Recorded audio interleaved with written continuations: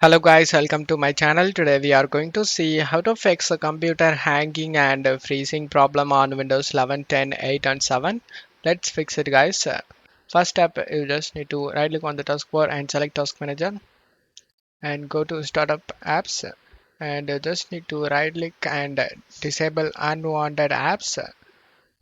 After disabling it, just to close it off here and Science tab, you just need to go to search menu and type disk cleanup, click on open it.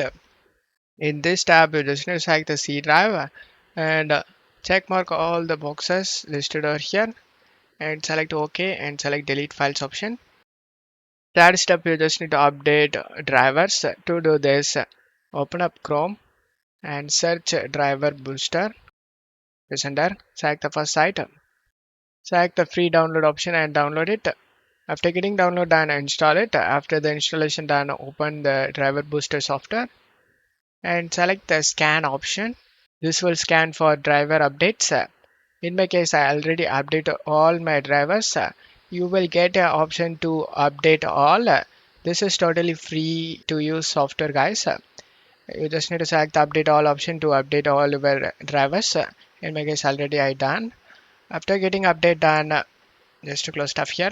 For the step, go to search menu and type check for updates. Click on open it. Select check for updates, and if you have any pending update listed over here, then you just need to update it and make your operating system up to date. After doing all these steps, just close stuff here and your computer hanging and freezing problem should be fixed. Don't forget to leave a like guys. Thank you.